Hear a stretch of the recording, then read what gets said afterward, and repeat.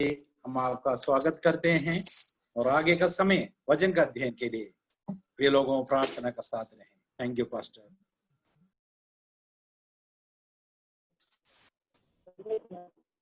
धन्यवाद आप सबको। परमेश्वर पिता का तहे दिल से मैं धन्यवाद करूंगा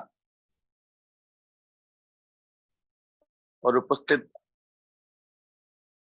आप सभी जनों को प्रभु यीशु मसीह के पवित्र नाम से मसीही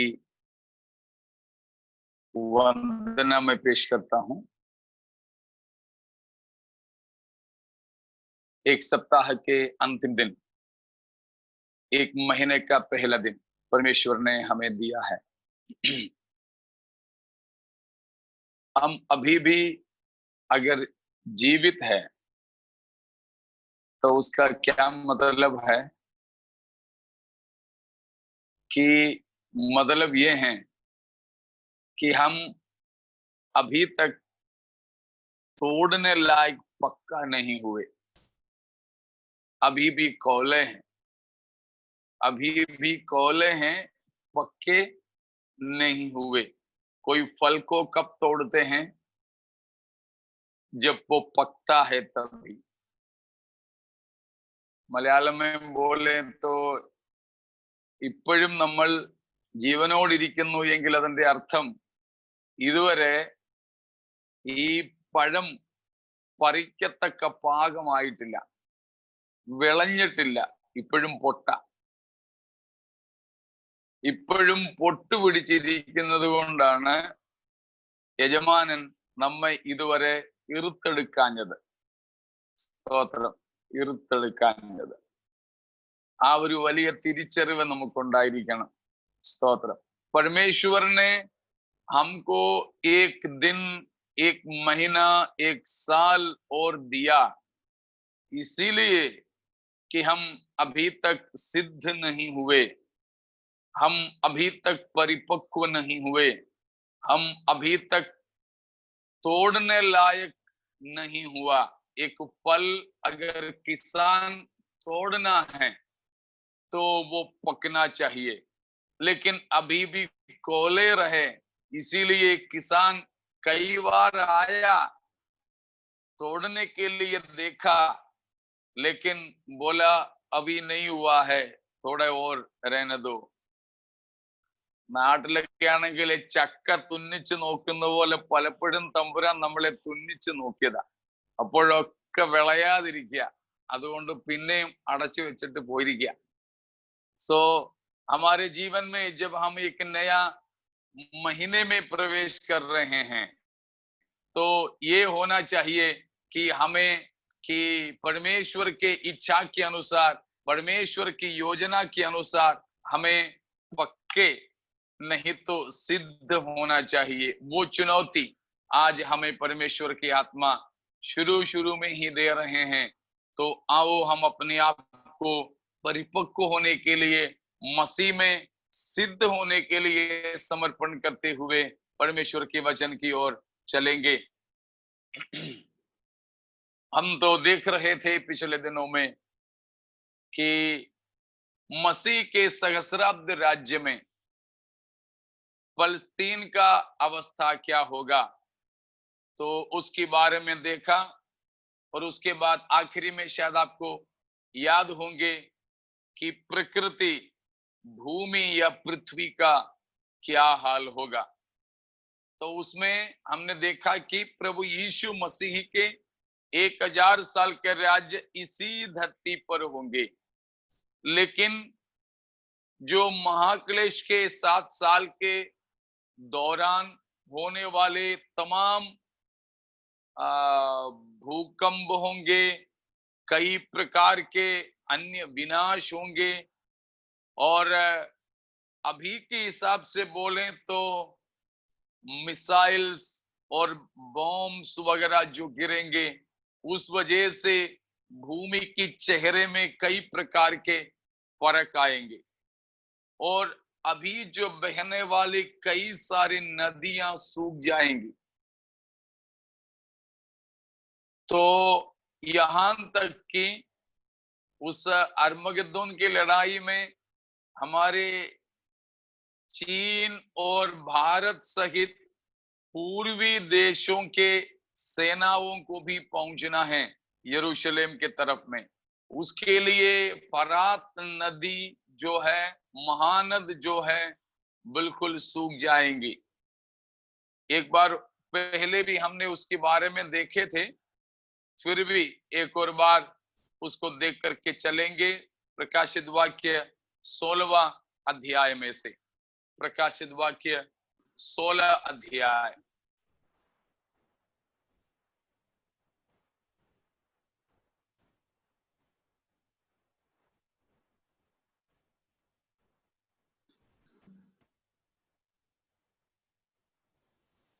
उसकी 12वां पद को पढ़िएगा। 6वें स्वर्गदूत ने अपना कटोरा महानदी फरात पर उंडेल दिया और उसका पानी सूख गया कि पूर्व दिशा के राजाओं के लिए मार्ग तैयार हो जाए। किस लिए मार्ग तैयार होना है?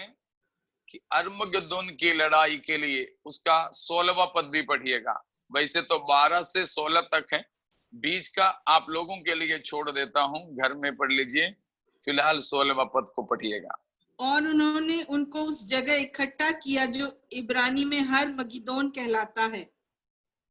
तो हर्मगिदोन जगह पर जो लड़ाई होने वाला है, उसके लिए परमेश्वर इस महानद को, फरात को भी सूखने देंगे कि वहां पर वो लड़ाई होगा जिसकी युद्ध के बारे में तो हम 19 अध्याय की 17 से लेकर पदों में पढ़ते हैं, अभी पढ़ना नहीं है। तो उस प्रकार भू प्रकृति में कई फर्क होगा, कई पहाड़ियां नीचे की जाएंगे, कई निचले जगह ऊंचे किए जाएंगे।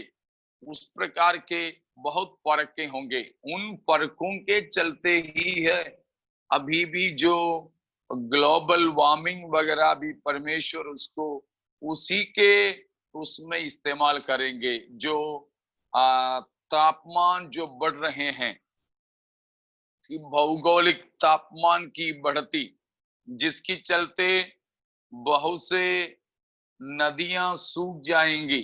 मैंने पहले भी बताया था ये बात कि पहाड़ियों पर और बड़े बड़े पर्वतों पर भी बर्फ से जो बने हैं, वो ये तापमान के कारण घटती जा रही हैं। यहाँ तक कि एवरेस्ट की भी चोटी छोटी होती जा रही है, तो उसकी भी ऊंचाई कम होती जा रही है। वो बर्फ पिघल पिघल करके कहीं कहीं तो बहुत बाढ़ आती है। यहाँ तक समुद्र में भी बड़े बाढ़ आने वाली है। और ये तापमान के चलते अभी भी हम देखते हैं जो प्रकृति में, मौसम में जो फर्क आते हैं। अभी भी केरल की मौसम ले लो तो पहले की मौसम से बहुत बदल गई है। और वैज्ञानिक लोग आजकल जो खबर दे रहे थे वो ये है कि अरब सागर में जो ठंडाई होना चाहिए था, वो सागर मध्य में जो जल है, वहां की गर्मी हर साल से भी 1.5-2 डिग्री तक ज्यादा है। जिसकी चलते ये भवंडर वगैरह जो होते हैं, कहीं तो ठंडा हवा, कहीं तो गर्म हवा, इन दोनों का कभी मिलन होते हैं, वहां भवंडर बन जाती है। तो उसी वजह से है कि बेमौसम का बरसात मिलते हैं और बेमौसम का आंधी तूफान आते हैं। तो ये सारी बातें प्रकृति में हमारे नजर में हो रही हैं और इसको आगे चल के बहुत ज्यादा बढ़ते ही नजर आएंगे।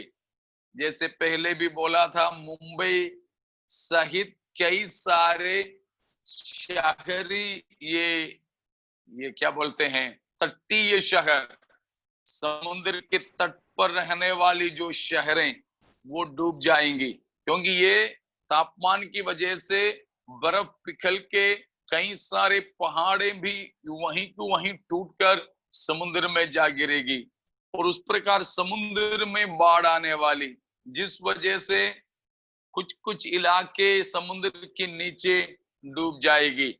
लेकिन समुद्र के अंदर भी ऐसे कई सारी जगह है, पहाड़ियां, तराइयां, सब आपको मालूम होंगे। एवरेस्ट की चोटी से, हिमालय पर्वत और उसकी एवरेस्ट की चोटी से भी गहरा गड्ढे समुद्रों में हैं।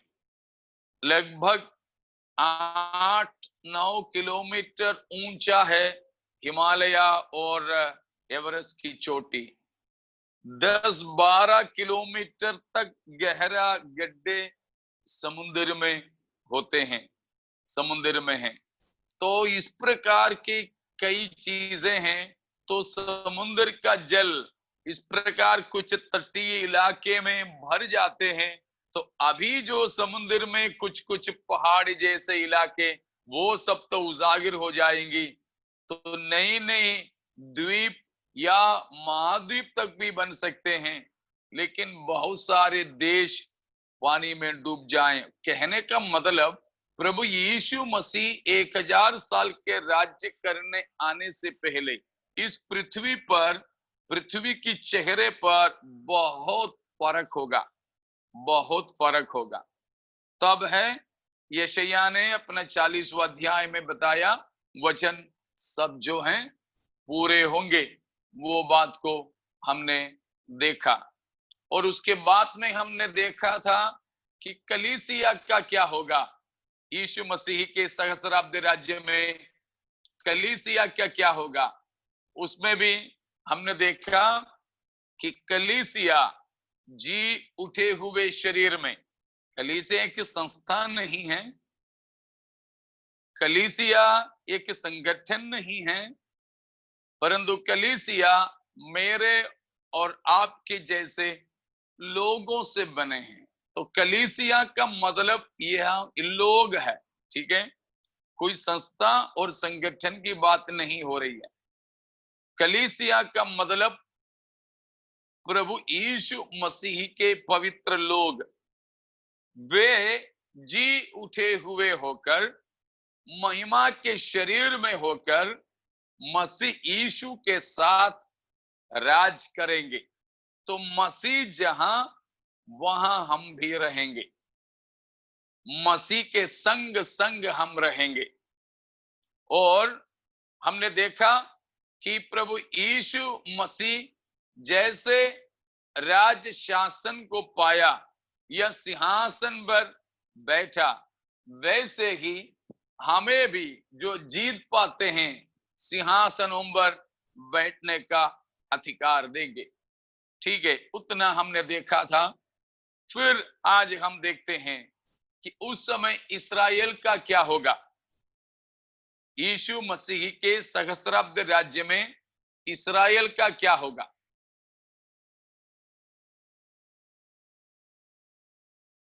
तो हम उस बात को देखेंगे, इस्राएलियों के क्या होने वाले हैं, इस्राएल का हालात क्या होगा। यहेजकेल 37 का 1 से 4 तक के पदों के अनुसार सारे इस्राएल अपने हर छुपे हुए जगहों से एकत्रित किए जाएंगे। उसके साथ ही साथ में यशायाह 11 अध्याय का 10 से 13 तक भी पदें भी हैं। तो यहेजकेल 37 का 1 से 4 तक है, 37 1 to 4, एंड आइशायाह 11 10 to 13। यशायाह 11 का 10 से 13 तक के पदों में भी हैं। और मत्ती के सुसमाचार 24 अध्याय 20 से 33 तक की पद है, मैथ्यू 24 20 to 33। तो इस प्रकार कई सारे भागों में जो लिखे उसके अनुसार इस्राएल विश्व के चारों कोने से यरूशलेम में इकट्ठे किए जाएंगे, इकट्ठे किए जाएंगे। एक ही जगह पर उन्हें ला लिया जाएगा। ठीक है, उसको हम बोलते हैं the final restoration, final restoration of Israel. Israel के अंतिम पुनर्स्थापना के तौर पर हम उसको समझ सकेंगे। तो परमेश्वर जगह जगह से उन्हें एक साथ में जो है एकत्रित करेंगे। जैसे यहेजकेल 37 अध्याय में अक्सर हम लोग, जैसे मैंने कल बोला था, उपवास प्रार्थनाओं में इस्तेमाल करने वाला एक प्रचार का मुद्दा है कि हड्डियों के तराई, हड्डियों के तराई। तो उन हड्डियों के तराई वहां पर लिखा है कि इस्राएल के लिए है, इस्राएल के लिए बताया गया है। तो इस्राएलियों को लेकिन उन हड्डियों के तरह परमेश्वर एक साथ में एकत्रित करेंगे, एकत्रित करेंगे। यहेजकेल 37 का 15, 16, 17 को पढ़िएगा।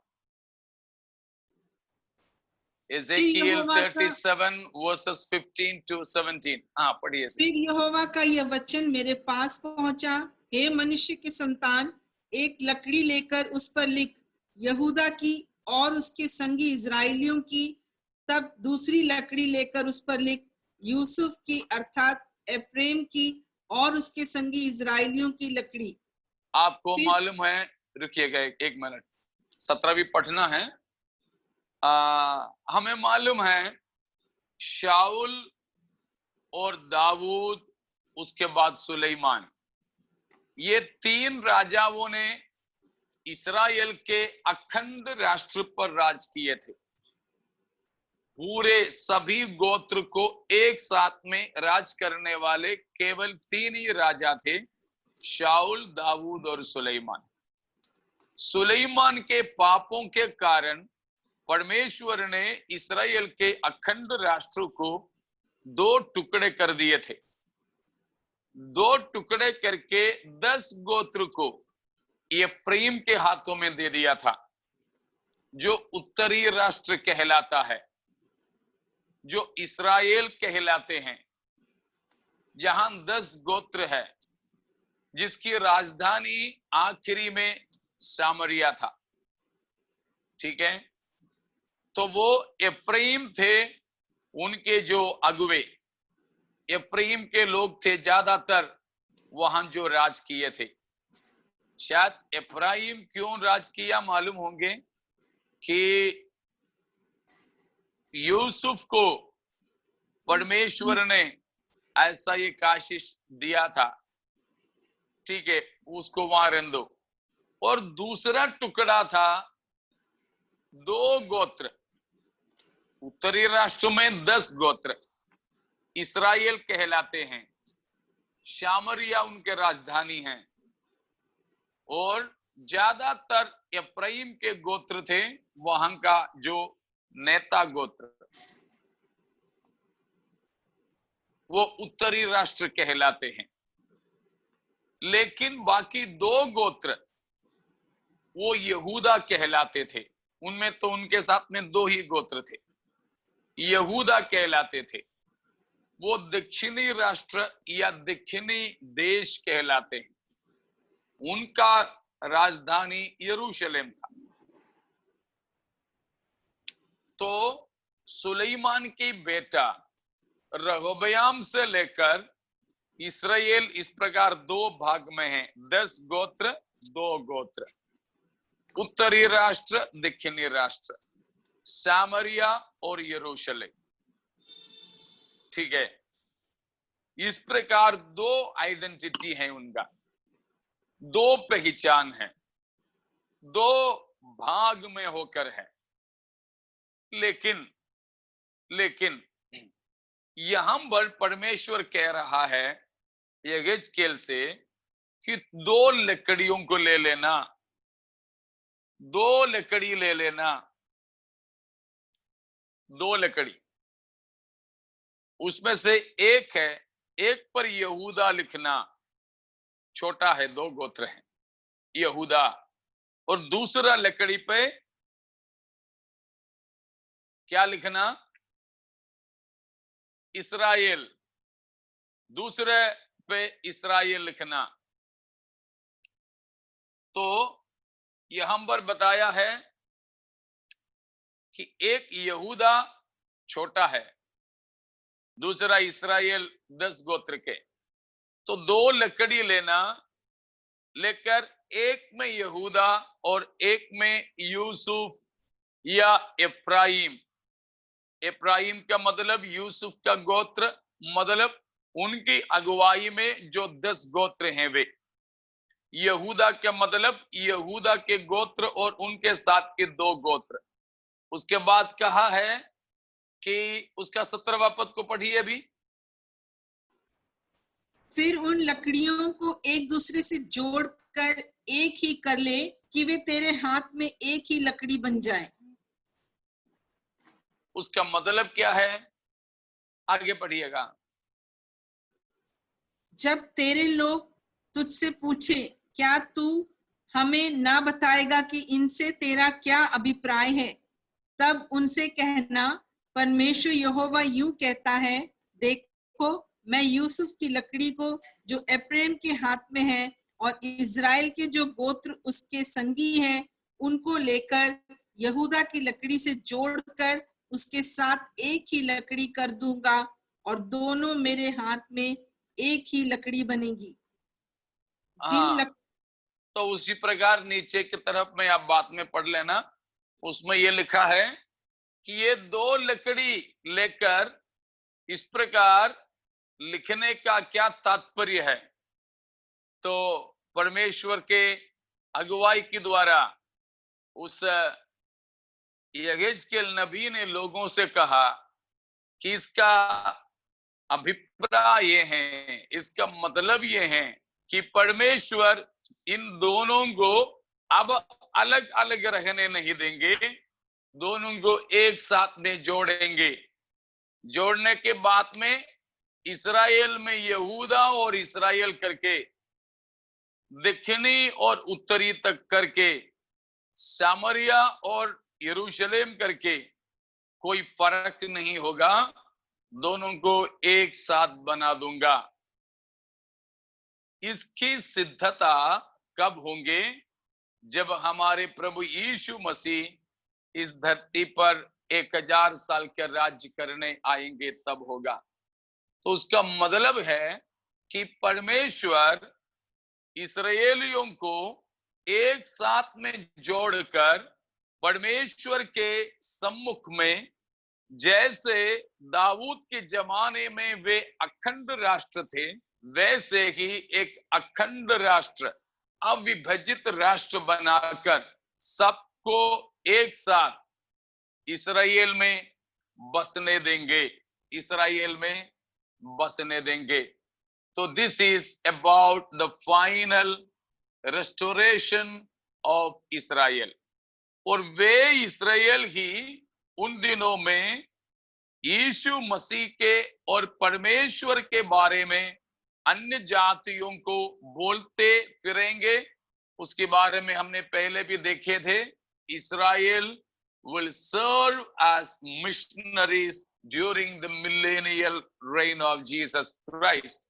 यीशु मसीह के उस सहस्त्राब्द युग में इस्राएल अन्य जातियों के बीच में भी एक मिशनरी संगठन के तौर पर कार्य करते रहेंगे। यशायाह 40:9 एक बार और हम पढ़ेंगे, पहले भी पढ़ चुके हैं, फिर भी 40:9, 40:9।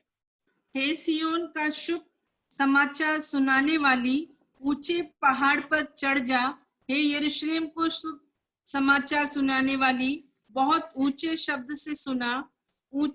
से सुना, मत डर, यहूदा के नगरों से कहे, अपने परमेश्वर को देखो। तो इस प्रकार और भी वचन हैं, लिखने वालों के लिए बोल देता हूं। 52 का 7 और 61 का 6, 52 का 7 भी, 52 verse 7 and 61 verse 6. All these verses speak about Israel will serve as missionaries for God and his King Jesus Christ during the millennial reign of Christ. प्रभु यीशु मसीह की सहस्राब्द राज्य में इस्राएल परमेश्वर के लिए और मसीह यीशु के लिए मिशनरी के तौर पर सेवा करेंगे। हम ये बात को देखा है। और क्या होगा कि उस समय में आपको याद है कि इस्राएल का सबसे बड़ा पाप क्या था? इस्राएल का सबसे बड़ा पाप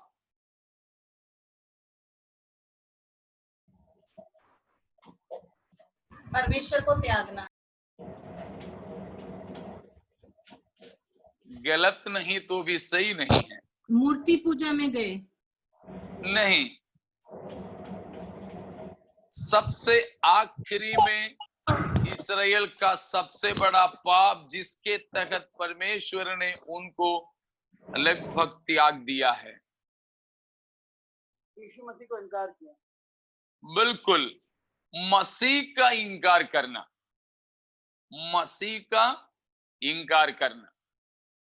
यीशु को पिलातुस ने आखिरी बार भी उनके सामने खड़ा करके पूछा, तुम यहूदियों के राजा कहने वाला इसको मैं क्या करूं?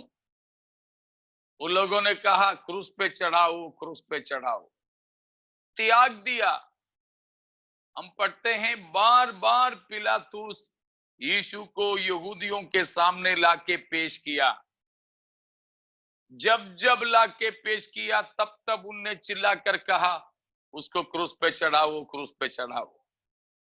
तो क्रूस पर चढ़ाते हुए मसीह के इनकार करना इस्राएलियों का पाप रहा।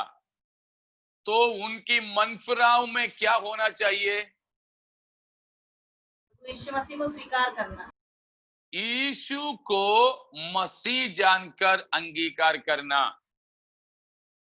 इस्राएलियों का मनफिराव का मतलब है यीशु को, जो मरियम का बेटा यूसुफ का पुत्र कहलाता था, उसे मसीह जानकर के अंगीकार करना।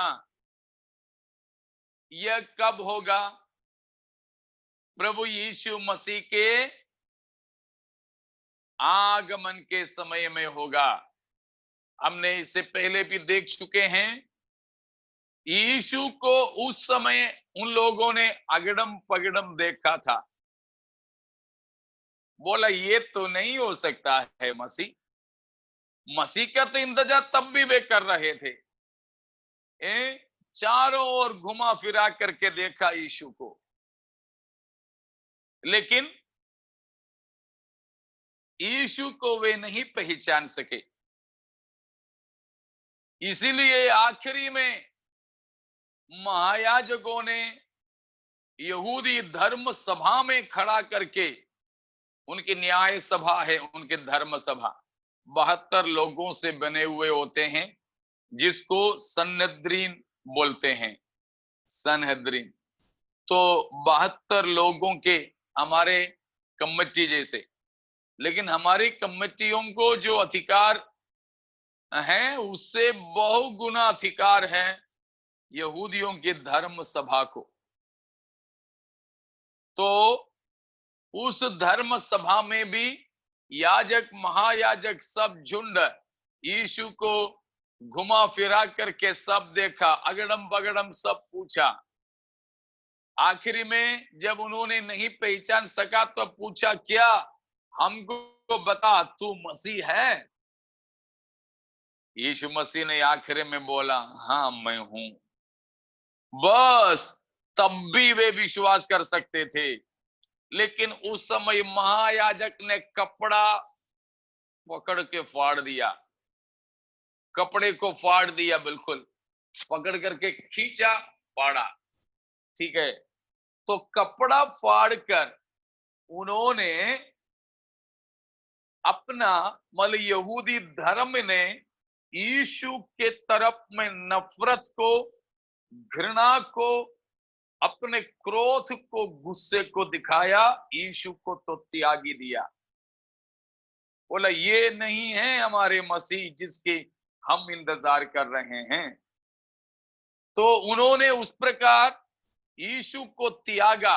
यीशु को त्यागने का पाप उन्होंने किया है, यीशु को त्यागने का। इसलिए जब वे मन फिराए तो कैसे मन फिराना चाहिए? उनके मन फिराव का मुद्दा क्या होना चाहिए? उन्होंने त्यागा हुआ यीशु को अंगीकार करना चाहिए, मसीह जानकर अंगीकार करना चाहिए। इसीलिए है हर किसी समय में भी, चाहे अब हो या तब हो, जीवन पाने का, हाँ, अनंत जीवन पाने का एकमात्र जरिया यीशु ही है। पढ़िएगा यूहन्ना 20 का 30 और 31, यूहन्ना 20 का 30-31। यीशु ने और भी बहुत से चिन्ह चेलों के सामने दिखाए जो इस पुस्तक में लिखे नहीं गए, परंतु ये इसलिए लिखे गए हैं कि तुम विश्वास करो कि यीशु ही परमेश्वर का पुत्र मसीह है और विश्वास करके उसके नाम से जीवन पाओ। हर किसी समय में यही उद्धार का आधार है। क्या है? विश्वास करें कि यीशु ही परमेश्वर का पुत्र मसीह है और कोई नहीं। यह जानना जरूरी है। यह जब तक नहीं होगा तब तक इस्राएल का उद्धार नहीं होगा। व्यक्तिगत तौर पर अभी हम लोगों को यीशु परमेश्वर का पुत्र मसीह है विश्वास करना है, व्यक्तिगत तौर पर हमको करना। इस्राएलियों को अभी करना है तो व्यक्तिगत तौर पर ही होगा, लेकिन तब भी और आगे के समय में भी, मसीह के क्रूस की मृत्यु के समय में भी और अब भविष्य में भी इस्राएलियों को उनका उद्धार देशीय तौर पर है, राष्ट्रीय तौर पर है। उनका उद्धार व्यक्तिगत नहीं है, राष्ट्रीय तौर पर है। नेशनल सैल्वेशन, क्योंकि इस्राएल को परमेश्वर एक एक व्यक्ति से बढ़कर एक समाज मानते हैं, एक समाज मानते हैं। अभी उद्धार व्यक्तिगत है, किसी को मास कन्वर्शन के द्वारा कोई उद्धार नहीं। हर किसी को व्यक्तिगत तौर पर विश्वास करना है अभी मसीह पर, व्यक्तिगत तौर पर। इसीलिए है इस्राएलियों के और मसीहियत का एक विशेष डिफरेंस, फर्क ये है कि उनको राष्ट्रीय तौर पर कलेक्टिवली उद्धार का प्रावधान है, लेकिन कलीसिया में एक एक व्यक्ति को है उद्धार का प्रावधान। इसीलिए जब प्रभु यीशु मसीह की क्रूस की मृत्यु के समय अगर इस्राएल के नेताएं हाँ यीशु ही मसीह है अंगीकार कर लेते, पूरे पूरे इस्राएल का उद्धार हो जाता, पूरे पूरे इस्राएल का उद्धार हो जाता। लेकिन नहीं हुआ वो। अब मसीह आएंगे। अभी तो इसीलिए प्रभु इस्राएलियों को इकट्ठे कर रहे हैं एक ही जगह पे, ताकि उनको राष्ट्रीय तौर पर यीशु पर विश्वास करना आसान होगा। नहीं तो तितर बितर पड़े रहेंगे तो मुश्किल है। अभी एक ही जगह पर वे एकत्रित किए जाएं तो राष्ट्रीय तौर पर विश्वास करना, मसीह को मानना आसान है। यीशु मसीह जब आएंगे वापस, तब यीशु ही मसीह है करके वे एक साथ में अंगीकार करेंगे। वे एक साथ में अंगीकार करेंगे। जब वे एक साथ अंगीकार करेंगे तो एक साथ उनके पापों को प्रभु क्षमा करेंगे। कौन सा पाप? मसीह का इंकार करने का पाप। ठीक है, मसीह का इंकार करने का पाप को क्षमा करेंगे। मसीह के इंकार करने के पाप क्षमा करने के लिए एक ही तजुर्बा, मसीह को स्वीकार करना। मसीह को स्वीकार करना बस, और किसी भी जरिए से नहीं। वो कब होगा? प्रकाशित वाक्य 1:7 को पढ़िएगा। प्रकाशित वाक्य 1:7। देखो, वह बादलों के साथ आने वाला है और हर एक आंख उसे देखेगी, वरन जिन्होंने उसे भेदा था वे भी उसे देखेंगे, और पृथ्वी के सारे कुल उसके कारण छाती पीटेंगे। हाँ, आमीन। प्रभु यीशु मसीह जब बादलों के साथ में आएंगे तो सब के सब, विशेषकर उठाकर वहां कहा, कौन? जिन्होंने उन्हें बेधा था। प्यारो, प्रभु यीशु मसीह के शरीर में ये 5 घाव अभी भी क्यों हैं? खास तौर पर इसीलिए हैं कि यीशु ही मसीह है करके लोग उसे पहचान सकें। उसी के चलते हैं यशाया 66 अध्याय के 8वां पद में एक अचंभित बात को बताया है।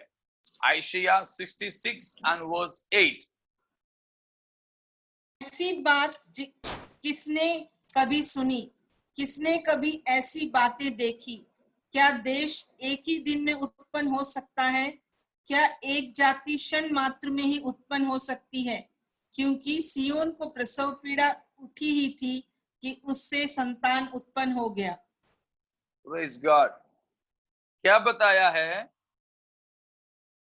कि एक देश एक ही दिन में उत्पन्न हो सकता है? क्या? संभव नहीं। एक जाति क्षण मात्र में उत्पन्न हो सकती है? संभव नहीं। लेकिन ऐसा एक चमत्कार होने वाला है सियोन में यहूदियों के लिए। कैसे? एक ही दिन में एक देश, क्षण मात्र में एक जाति उत्पन्न होगी। वो कहां होगी? सियोन में।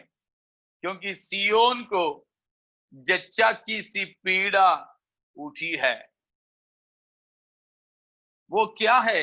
एक ही दिन में एक देश, एक क्षण मात्र में एक जाति, उसका अंशीय तौर पर 1948 मई 14 तारीख पूरा हो गया।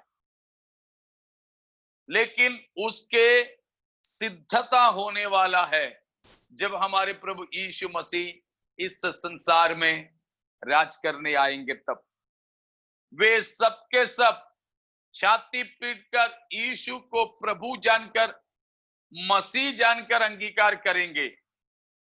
उस समय में यहूदी, इस्राएल जाति एक साथ में उत्पन्न हो रहा होगा। इस्राएल जाति क्षण मात्र में उत्पन्न हो रहे होंगे। जिस क्षण में वे एक साथ में मसीह को अंगीकार करेंगे, तब ये होगा। तब ये होगा। तो इस्राएल का अवस्था क्या होंगे, शायद आपको समझ में आ गया होगा। अभी जैसे इस्राएल बार बार पाप करते, मूर्ति पूजा करते, परमेश्वर से दूर हो जाते, वैसे वे कभी भी नहीं होंगे, क्योंकि मसीह तब उनके लिए छुड़ाने वाला बन करके आएंगे। मसीह उनके लिए रक्षक बन करके आएंगे। उनके तमाम शत्रुओं से उन्हें प्रभु मसीह होकर के छुड़ाएंगे। पिछले बार जब आया तो यीशु मसीह के बारे में उन लोगों ने सोचे थे कि अगर ये मसीह है तो हमको रोमियों की गुलामी से छुड़ाएंगे, लेकिन यीशु मसीह ने कुछ भी नहीं किया। उसी के लिए था, उन लोगों ने सिक्का लेकर कहे थे कि कैसर को कर देना उचित है या नहीं पूछने, लेकिन उस समय में यीशु मसीह ने बोला सिक्का दिखाओ, सिक्के पे छाप किसका है, कैसर का। तो बोला जो कैसर का कैसर को दे दो, खुदा का है वो खुदा को दे दो। तो उन्होंने ये सोचा था कि यीशु मसीह ऐसा मोर्चा खोलेंगे जो रोमी शासन के खिलाफ में है। मसीह ने नहीं किया। इसीलिए प्रभु यीशु मसीह ने पिलातुस से कहा, पिलातुस ने पूछा क्या तू यहूदियों का राजा है? बोला हाँ मैं हूं। और उसके बाद में मसीह ने कहा लेकिन मेरा राज्य भौतिक नहीं है, सांसारिक नहीं है। मसीह का राज्य सांसारिक नहीं है। सांसारिक होता तो मेरे सिपाहियां आकर मुझे तुम्हारे हाथों से छुड़ा लेते, सांसारिक नहीं। तो यहूदी एक सांसारिक, एक शारीरिक, एक राजनीतिक मसीहा के इंतजार में थे, लेकिन जब हमारे यीशु आया तो शारीरिक राजनीतिक मसीह बन के नहीं आया, आध्यात्मिक मसीह बन करके आया। वो उनके लिए स्वीकार करना बड़े मुश्किल था, बड़े मुश्किल था। लेकिन अब मसीह आएंगे तो वे यीशु को स्वीकार करेंगे, उनका ज्यों के त्यों किए जाएंगे, फिर वे कभी किसी के गुलामी में नहीं रहेंगे, फिर वे कभी भी पीछे नहीं हटेंगे। इस्राएल हमेशा परमेश्वर के अपना प्रजा होकर मसीह के संग रहेंगे। ये है इस्राएल का हालात। Praise God. तो इतने में कोई शक है तो आप पूछ सकते हैं, नहीं तो हम आगे बढ़ेंगे। The condition of Gentiles during the millennial reign of Jesus. मसीह के सहस्राब्द राज्य में अन्य जातियों का क्या हालात होगा? शायद आपको समझ में आ रहा है। मसीह के सहस्राब्द राज्य में कलीसिया का क्या होगा। उसके बाद देखा यहूदियों का, इस्राएल का क्या होगा। अभी हम देखने जा रहे हैं गैर यहूदी, अन्य जातियों का हालात क्या होगा सहस्राब्द राज्य में।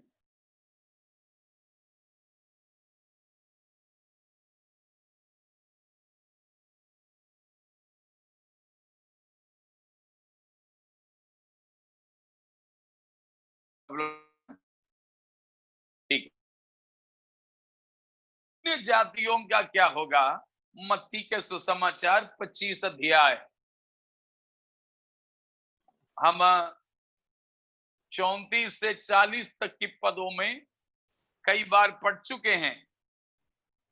वहां पर 31 से लेकर होता है, यीशु मसीह महिमा के सिंहासन को धरा। उस समय जीवित रहने वाले सभी अन्य जातियों को अपने पास में एकत्रित करेंगे और उनका न्याय करेंगे। तो महिमा के सिंहासन की न्याय, उसके बारे में तब हमने देखा, सीखा। आपको याद होंगे, हाँ जी, लगता है कोई याद नहीं है, हाँ जी, याद है ना? ठीक है। हाँ जी, तो यीशु मसीह महिमा के सिंहासन पर बैठकर राज न्याय करेंगे। किनके न्याय करेंगे? मसीह के आगमन के समय जीवित रहने वाले गैर यहूदियों के, अन्य जातियों के, उन्हें बुलाकर उनका न्याय करेंगे। तो किसी किसी को दाएं, किसी को बाएं में खड़ा करेंगे। जो बाएं वाले होंगे उनको दंडित करेंगे, नरक भेजेंगे। लेकिन जो दाएं तरफ वाले हैं उनको क्या कहेंगे प्रभु? हे मेरे पिता के द्वारा आशीषित लोगों, तुम क्या करो? जगत की उत्पत्ति से लेकर 34वां पद को पढ़िएगा, 34। तब राजा अपनी दाहिनी ओर वालों से कहेगा, हे मेरे पिता के धन्य लोगों, आओ उस राज्य के अधिकारी हो जाओ जो जगत के आदि से तुम्हारे लिए तैयार किया गया है। तब भी हम लोगों ने देखा ये कौन सा राज्य है? सहस्राब्द राज्य, ठीक है, 1000 साल का राज्य। तो वो दाएं तरफ वालों को प्रभु यीशु मसीह सहस्राब्द राज्य में प्रवेश कराएंगे, ठीक है। तो क्या होगा अन्य जातियों का? जो दाएं तरफ के लोग होंगे अन्य जातियों में, उनको प्रभु यीशु मसीह अपने साथ सहस्राब्द राज्य में प्रवेश कराएंगे। इसलिए वे भी सब किसके साथ रहेंगे? मसीह के साथ में रहेंगे 1000 साल के राज्य में, ठीक है। तो ये जो यहूदी हो गया और ये अन्य जाति के हो गए, वे दोनों शारीरिक दशा में होंगे।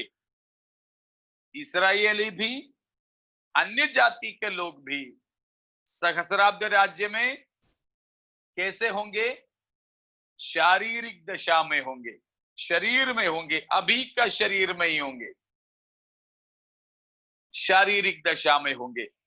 वो शरीर की दशा क्या है हम देखेंगे। अभी तो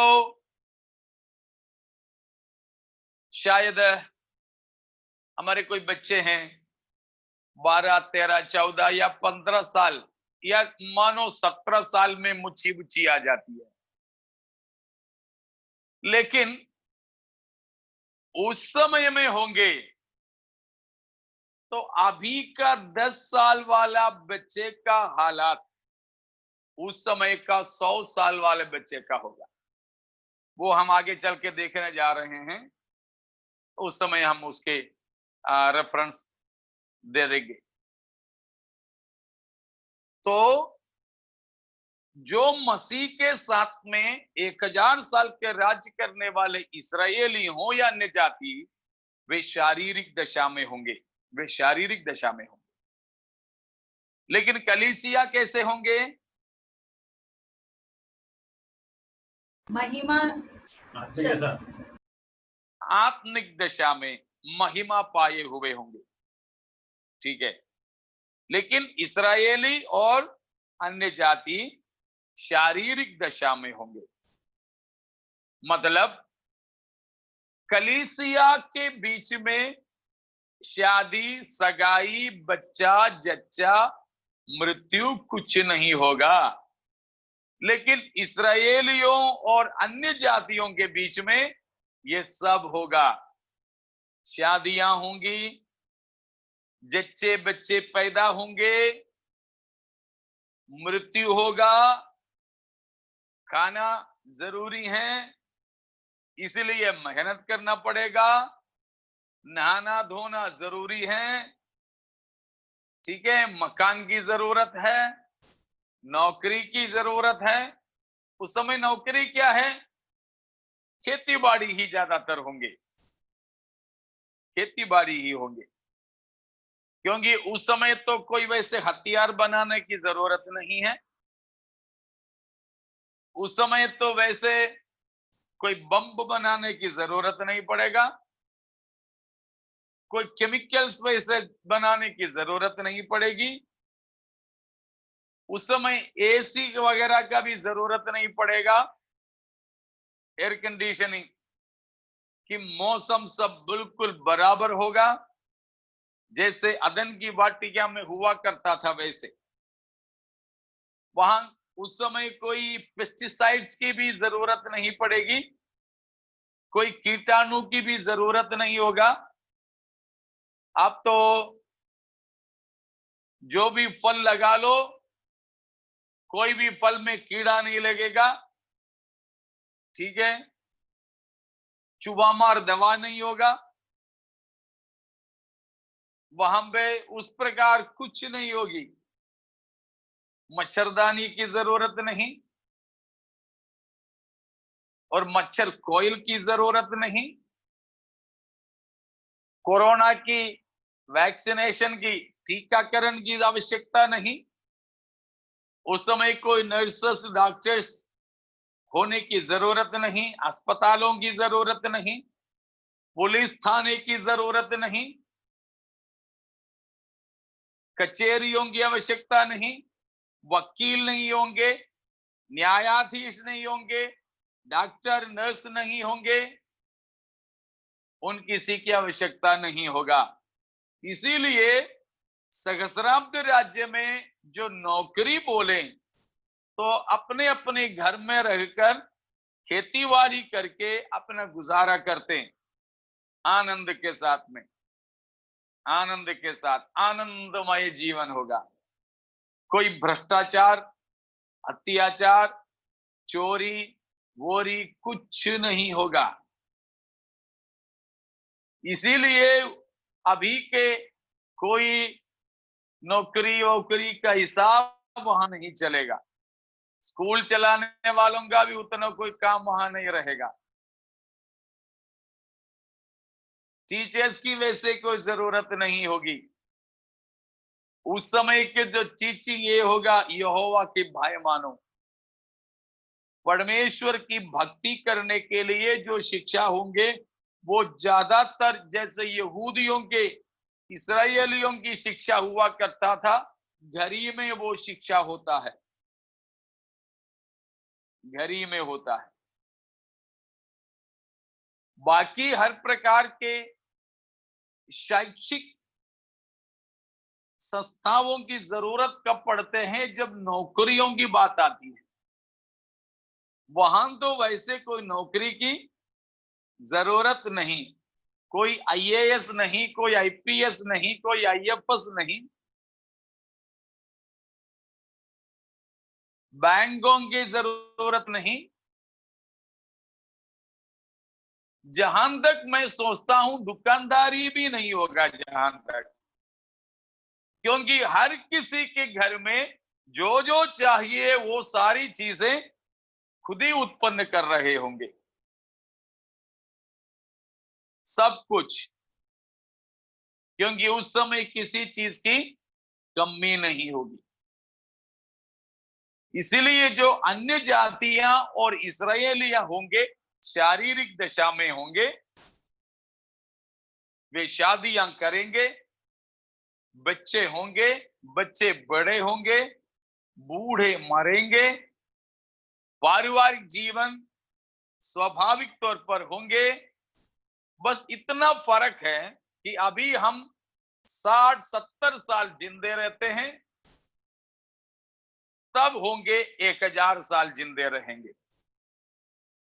ये फर्क पड़ेगा।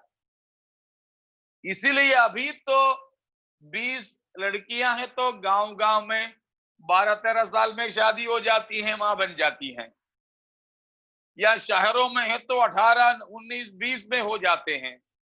लड़के ज्यादातर 20-25 के उसमें शादी करते हैं, लेकिन उस समय में उत्तम उम्र तो बचपने का होगा। इसीलिए शादी वगैरह 100 साल के बाद ही करेंगे, क्योंकि लंबा आयु 1000 साल तक का आयु है।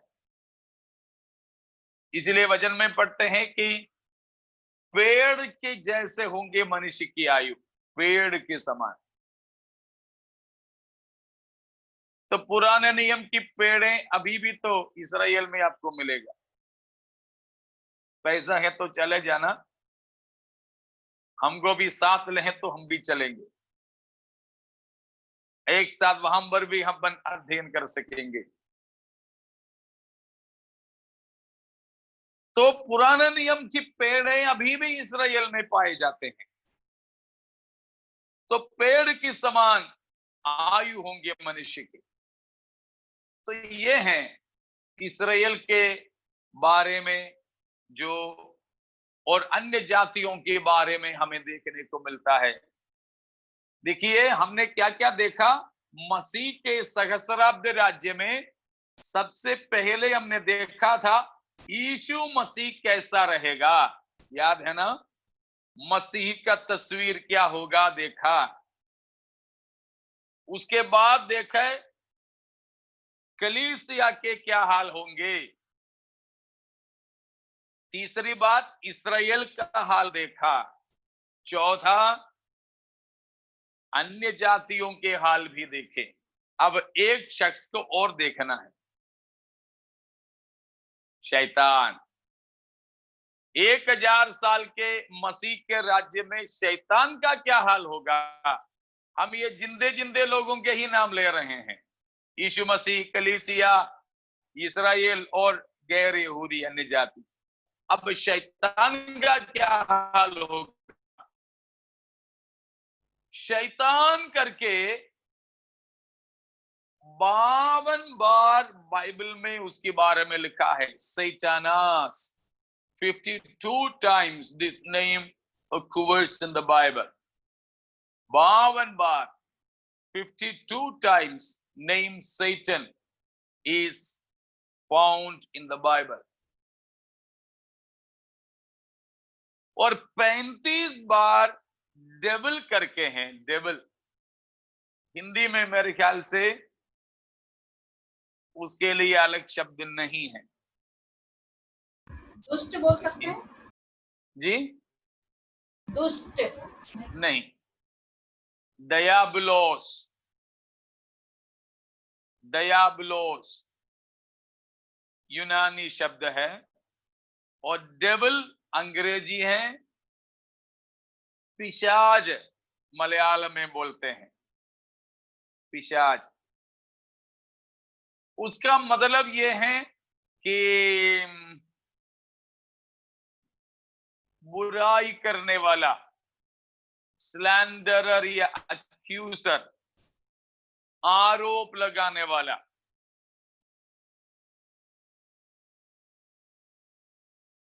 बारह का 10वां पद प्रकाशित वाक्य देखिए, वहां पर वो नाम दिया है। फिर मैंने स्वर्ग से यह बड़ा शब्द आते हुए सुना, हाँ। अब हमारे परमेश्वर का उद्धार और सामर्थ्य और राज्य और उसके मसीह का अधिकार प्रकट हुआ है, क्योंकि हमारे भाइयों पर दोष लगाने वाला, जो रात दिन हमारे परमेश्वर के सामने उन पर दोष लगाया करता था, हाँ। गिरा दिया गया है। दोष लगाने वाला, अक्यूजर, वो है डेविल, अक्यूजर। 12 अध्याय का पहले भी हमने देखा था, उसका 9वां पद भी पढ़िएगा। तब वह बड़ा अजगर अर्थात वही पुराना सांप जो इबलीस और शैतान कहलाता है, हाँ, और हिंदी में ये नाम दिया है, इबलीस और शैतान। इबलीस, इबलीस, इबलीस वैसे शायद हिंदी नहीं है, उर्दू शब्द है। तो ये जो डेविल है उसके लिए दूसरा कोई शब्द हिंदी में नहीं है, इसलिए उर्दू में से उधारी में लिया है, इबलीस। सो इबलीस करके 35 बार और शैतान करके 52 बार बाइबल में लिखा है। यूनानी शब्द इबलीस का है डायबलोस, DIABULOS, डायबलोस। DIABULOS, डायबोलोस, इबलीस या डेविल, मतलब है दोष लगाने वाला, स्लैंडरर, एक्यूसर, ഏഷണി പറയുന്നവൻ. इसलिए मैं अक्सर बोलता हूं, ये जो इबलीस का काम करने वाले कोई भी, शैतान को शैतान मत बुलाना, इबलीस को इबलीस मत बुलाना, क्योंकि पापा का नाम लेना पाप है.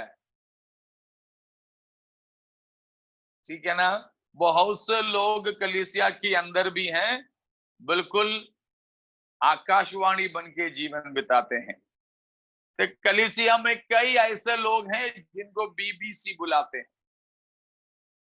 कलीसिया के मुख्य लोग रहते हैं लेकिन बीबीसी नाम से जाने जाते हैं, क्योंकि उनको आपको कहीं खबर पहुंचाना है. आपके मोबाइल पे डेटा नहीं है, आपकी मोबाइल पे पैसा नहीं है, तो बस आप उनको बता दो. ये मत बोलना कि उन फलाने को बताना, बस आप उनको खबर डाल दो, दुनिया भर में फैला देंगे क्षण भर में. वे तो बीबीसी के लोग कहलाते हैं. आकाशवाणी, पहले के जमाने में आकाशवाणी था, अभी तो आकाशवाणी कह रहा. ये शैतान का काम है, आरोप लगाना, गलत हो या सही हो, बस सुनाते रहते हैं, सुनाते रहते, खबर फैलाते रहते. ये नहीं होना. प्रभु के लोग, हम में से कोई ऐसा काम करने वाले नहीं होना. इबलीस के ठेकेदार बन के काम मत करना. ठीक है. इबलीस तो मालिक और कुछ लोग ठेकेदार बन जाते हैं. उसका काम ठेके पे मत लीजिए.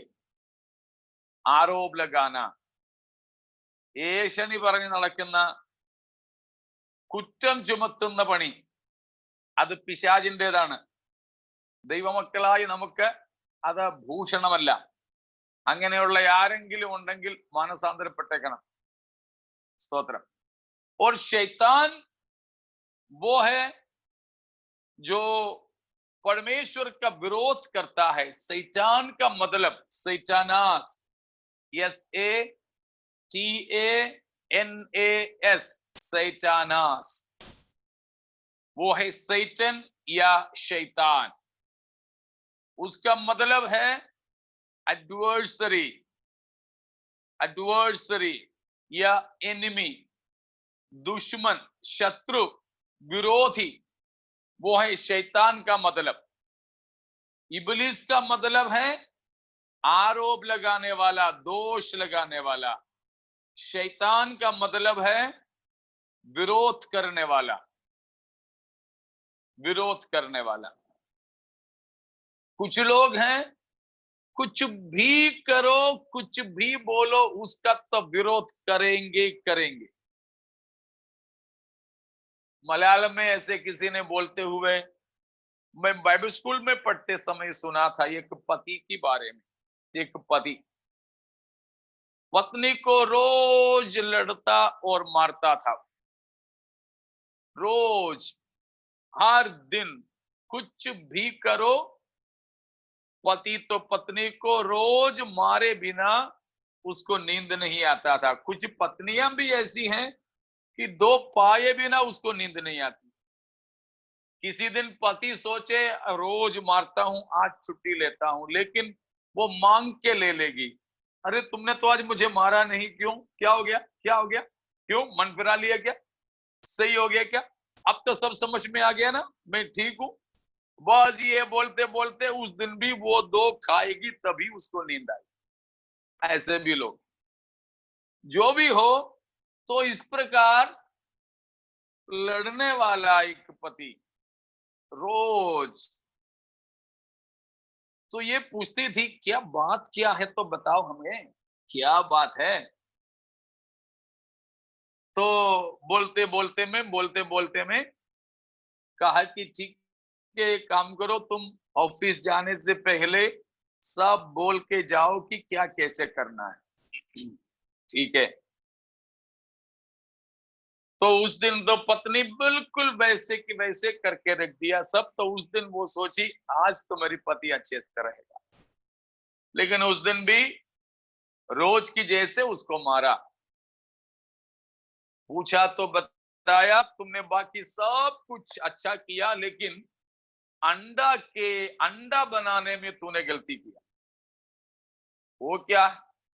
तुमने तो एक अंडा उबालने के लिए, एक ऑमलेट बनाने के लिए बोला था। हाँ, लेकिन जो अंडा मैंने ऑमलेट बनाने के लिए दिया था वही तूने उबाला है, और जिस अंडा मैंने उबालने दिया उसका तूने ऑमलेट बना दिया। देखो, ये है शैतानी काम। कुछ भी ना हो इस तरह की बातें लेकर भी क्या करते हैं, आपस में लड़ते हैं। बुराई तो वो ढूंढ के निकाल ही देता है, विरोध कर ही लेता है। प्यारों, शैतान का और इब्लिस का ये काम हमारे जीवन में बिल्कुल नहीं होना चाहिए। और तीसरी एक बात है, उसका जो ब्रांड माल है, झूठ बोलना। झूठ बोलना, हाँ। तो झूठ बोलना, वो चाहे आप झूठ बोल रहे हो, झूठ फैला रहे हो। यूहन्ना 8 अध्याय की 43-44 में वो बात प्रभु यीशु मसीह ने कहा है कि शैतान झूठा है, वरन वो झूठ का बाप है। प्यारो, ये तीनों काम से कम हम बच करके रहें। एक तो किसी पर भी हम दोष न लगा ले, ना ही दोष फैलावे। दूसरी बात, हम सच्चाई, धार्मिक चीजों का बिल्कुल भी विरोध ना करें, पाप का विरोध जरूर कीजिएगा। और तीसरी बात, झूठ कभी ना बोले। कितना भी हमें फायदा हो तब भी, कितना भी नुकसान उठाना पड़े तो भी हम सच ही बोले, झूठ कभी ना बोले। ये सब तो शैतान और इब्लिस का काम है। ये इब्लिस का क्या होगा, ये शैतान का क्या होगा मसीह के सहस्राब्द राज्य में, साफ साफ हमें मालूम है। उससे पहले मैं एक चीज और आपसे पूछना चाहूंगा कि शैतान क्या वो एक व्यक्ति है या एक शक्ति है? Whether Satan is just an influence or a power or a person?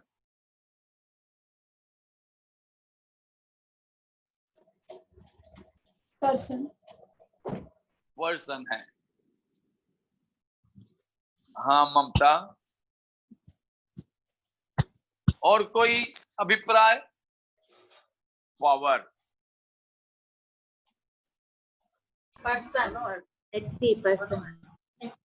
बिल्कुल। बहुत से लोगों के अंदर ये विचार है कि शैतान एक शक्ति है। बहुत लोग परमेश्वर के बारे में भी ये सोचते हैं कि परमेश्वर भी एक शक्ति है।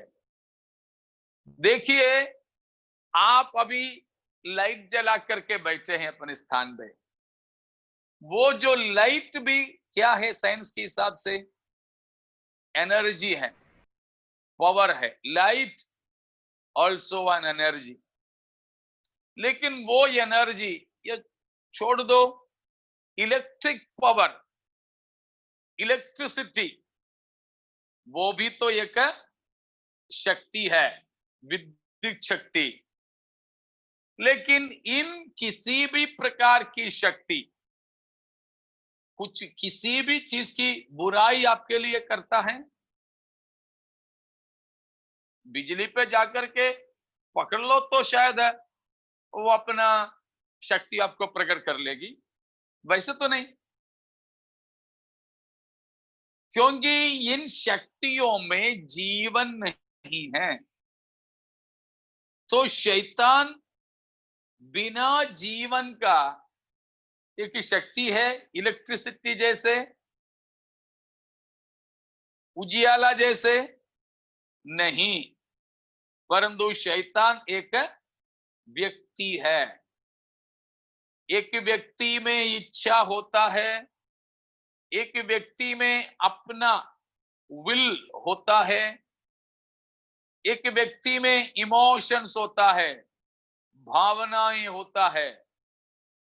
ठीक है, वो स्वयं होकर चलता फिरता है। शैतान एक ही जगह पे रहता है? नहीं, वो घूमता रहता है, घूमता रहता है। तो शैतान एक शक्ति मात्र नहीं है, लेकिन वो एक व्यक्ति है। ठीक है, इसीलिए शैतान एक व्यक्ति होकर मसीह यीशु के सहस्राब्द राज्य के समय में बंध जाएगा। उसको खुला खुला नहीं छोड़ेंगे। अभी तो वो खुला छूटा है, लेकिन मसीह के सहस्राब्द राज्य में वो पूरे पूरे 1000 साल के लिए बंधा रहेगा। वो हमने प्रकाशित वाक्य 20 अध्याय 1, 2, 3 पदों में पढ़ चुके हैं। इसलिए अब समय भी हो गया तो दोबारा मैं पढ़वाना नहीं चाहूंगा। किस लिए है? इसलिए कि वो लोगों को भरमाए नहीं। अन्य जातीय लोगों को 1000 साल के राज्य में न भरमाने के लिए शैतान को 1000 साल के लिए स्वर्ग दूतों के द्वारा बांधेंगे। प्रेयर करते समय शैतानी ताकत बोलना गलत नहीं है, क्योंकि शैतान एक व्यक्ति है तो आईसीयू में भर्ती नहीं है, उसमें ताकत है। इसीलिए शैतानी ताकत बोलने में कोई गलती नहीं। अंधकार की शक्ति, इब्लिस की ताकत, अनैतिकता के शक्ति, अशुद्धता के ताकत, क्योंकि शैतान ताकतवर है। शैतान का ताकत होता है, इसीलिए शैतान की ताकत बोलने में गलत नहीं है। ऐसे करके प्रार्थना कर सकते हैं, बात कर सकते हैं, कोई दिक्कत नहीं, उसमें कोई दिक्कत नहीं। क्योंकि हम लोग तो दिन दिन में तो होशियार हो जाते हैं, लेकिन शैतान तो हमेशा होशियार है। हमको तो नींद आ गया तो बस सुस्ती सुस्ती सुस्ती, भूख लगे तो सुस्ती, खाना खा लिया पेट भर गया तो सुस्ती। इस प्रकार कोई सुस्ती शैतान में नहीं है, वो केवल आत्मा रूपी है, फिजिकल बॉडी उसको नहीं है। हमारे जैसा एक भौतिक शरीर उसको नहीं है, आत्मिक शरीर उसको है, स्पिरिचुअल बीइंग है शैतान। इसीलिए वो कहीं पर भी कभी भी जा सकता है, उसको कहीं पहुंचने में, सफर करने में देर नहीं लगता। उसको सोने की जरूरत नहीं, खाने की जरूरत नहीं, सुस्ती नहीं, कुछ नहीं। इसलिए वो एक शक्तिशाली व्यक्ति है। याद रखना, सर्वशक्तिमान नहीं है शैतान। न शैतान सर्वशक्तिमान है, न सर्वव्यापी है, न ही सर्वज्ञानी है। केवल परमेश्वर ही सर्वशक्तिमान, सर्वज्ञानी और सर्वव्यापी है। बहुत से लोगों का शैतान के बारे में ये गलत विचार है। कुछ लोग तो एकदम नकारात्मक तौर पर वो एक शक्ति ही मानते हैं। कुछ लोग बहुत ही ज्यादा सकारात्मक होकर बोलते हैं वो सर्वशक्तिमान है, सर्वव्यापी हैं और सर्वज्ञानी है। नहीं, ये तीनों योग्यता केवल ईश्वरत्व की ही योग्यता है। केवल परमेश्वर ही सर्वशक्तिमान, सर्वज्ञानी और सर्वव्यापी है। इसीलिए आपके मन की विचारों को जानना शैतान की वश की बात नहीं है। डरना नहीं। शैतान की शक्तियां सीमित है। शैतान हमारी अपेक्षा बहुत ही शक्तिशाली है, लेकिन परमेश्वर सर्वशक्तिमान है। हमारी अपेक्षा शैतान बड़ा चतुर है, लेकिन परमेश्वर सर्वज्ञानी है, ओमनिशियंट है परमेश्वर। हमारी अपेक्षा शैतान बहुत जगह पर जल्दी जल्दी जल्दी पहुंच सकता है। हम तो केवल एक ही जगह पे रह सकते, लेकिन परमेश्वर सर्वव्यापी है, हर जगह पर एक जैसा उपस्थित है। उसके लिए कोई जरिया नहीं चाहिए परमेश्वर को।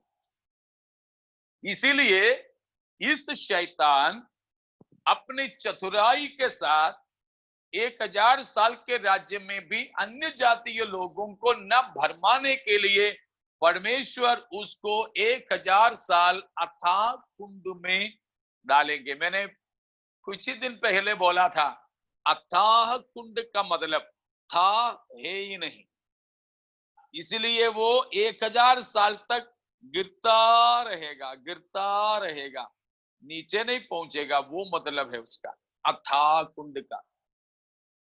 അന്ന് ഞാൻ പറഞ്ഞായിരുന്നു, പുട്ടുകുറ്റിക്ക് ചില്ലിടാതെ മാവ് നിറയ്ക്കുന്ന പോലെ പോയിക്കൊണ്ടിരിക്കുകയാണ്.